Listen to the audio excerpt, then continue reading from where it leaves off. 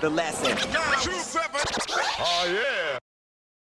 You mentioned, 1/4 is arguably the most popular Australian act because drill is so big in the UK at the moment. Yeah. And one thing I've noticed as that stuff gets more popular in Oz, like the whole drill scene here, a lot of people attribute to the UK being the originators of drill.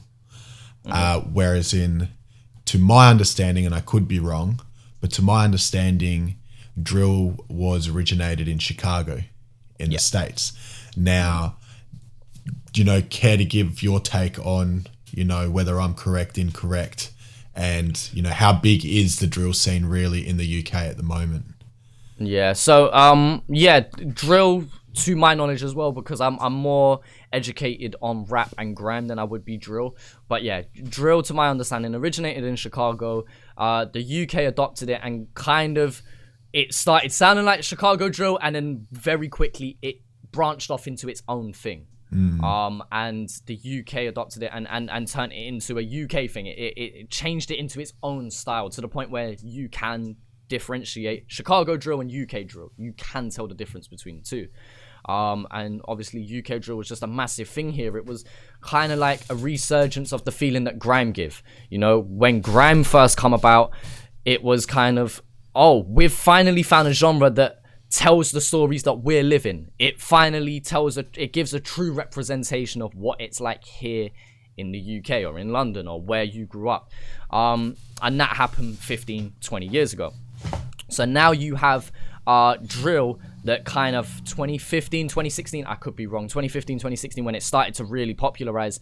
And it was kind of a similar thing. It was people saying, now we can really tell our stories of what it's like in the streets and what we seen and what we did growing up.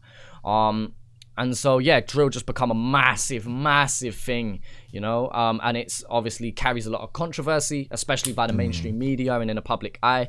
Obviously, I work in a primary school, and I've sat for a couple of conversations where people in the room are going, and all of that drill music, and I'm sitting there in silence like, I may or may not review it sometimes. And I've sat there in silence, or I've walked out the room because I don't want to listen to that conversation. But, and it's heavily looked down upon, but, it's what some people have used as an outlet to tell their story.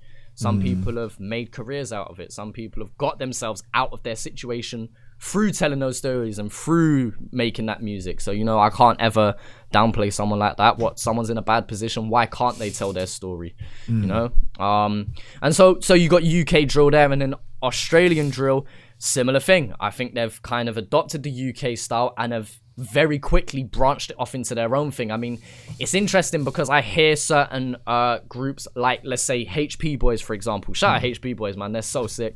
And people are like, tropical drill. And I'm like, okay, so if this is what we're naming it now, but it's not drill in my opinion. So I always call these Aussie rap groups, and I say rap because I see it as nearer to rap and hip hop than it is drill, but I guess tropical drill is a term that we're hearing adopted now, and I don't think we've officially got a name. Like when grime first come about, it didn't have an official name, it was just known as urban.